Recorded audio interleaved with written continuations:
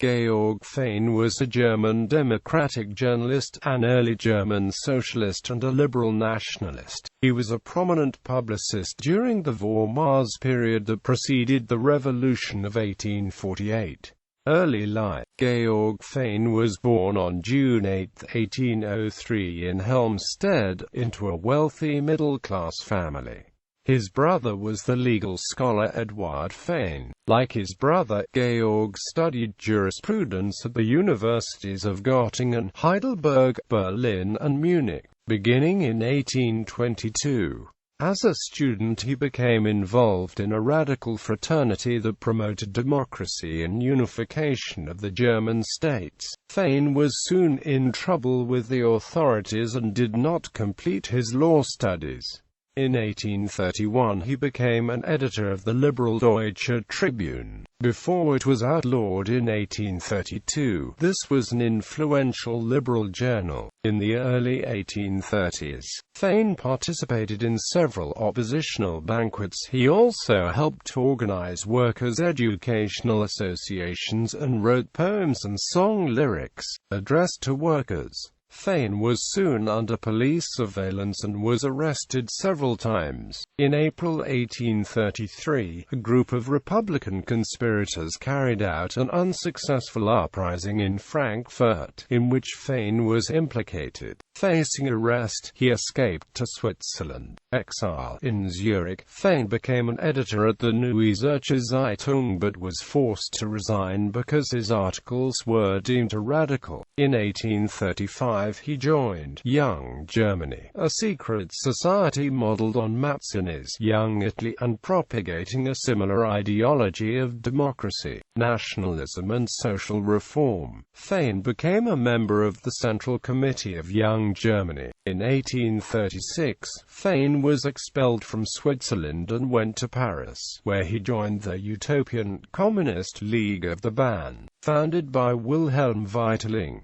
On its behalf, Fein published the journal Der Gerechte. The League was subsequently renamed League of the Just, and later, under the influence of Karl Marx, the Communist League. In France, Fein also befriended the exiled poets Heinrich Heine and Georg Büchner.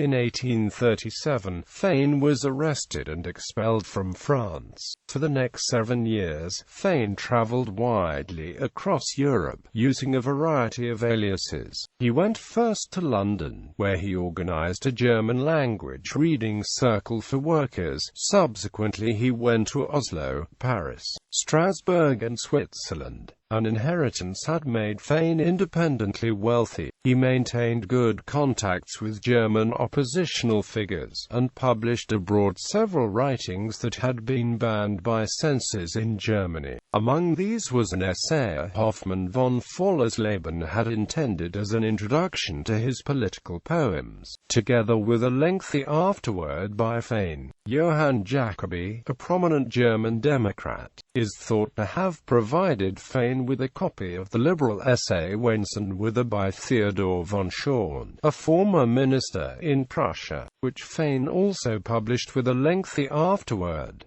Deportation to the USA. In 1844, Fein was back in Switzerland participating in radical democratic circles. That year and in 1845, a group of Swiss liberals carried out armed invasions of the conservative canton of Lucerne. Fein participated on the side of the liberals but was captured and imprisoned in Lucerne. The liberal canton of Basel made him an honorary citizen, but his friends could not obtain his release. The authorities in Lucerne deported him to Austria, but the Habsburg government did not want him on its territory. After Norway and the state of Brunswick both refused to take him, the Austrian Chancellor, Metternich, decreed that Fein be deported to the United States of America. Fein arrived in the USA in 1846.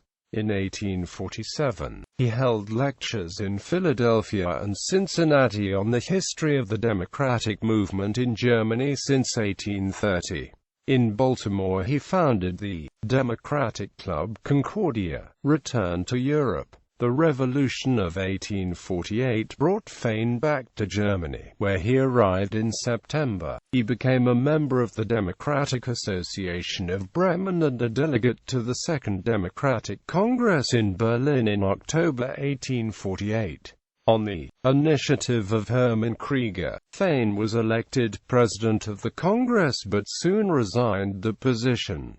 He remained a member of the Organizational Commission of the Congress. In October 1848, Fein became engaged to Ernestine von König, whom he married in 1849. As the revolution wound down, Fein and his wife emigrated to Switzerland, where he spent the rest of his life. He mostly devoted himself to organizing workers' educational associations. In 1859 he joined the German National Association, a party that united moderate Democrats and liberal nationalists and advocated the formation of a liberal, small Germany, under Prussian leadership.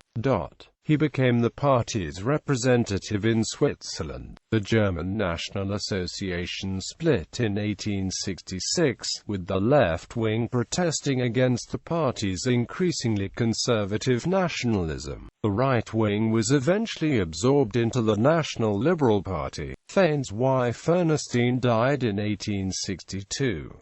Fein relocated from Liestal to Diessenhofen, Switzerland. There he read poetry and worked on his memoirs, which he had not completed when he died of a heart disease. Georg Fein died in Diessenhofen on January 26, 1869. Fein's literary remains were discovered in the State Archive of Lower Saxony in the 1980s.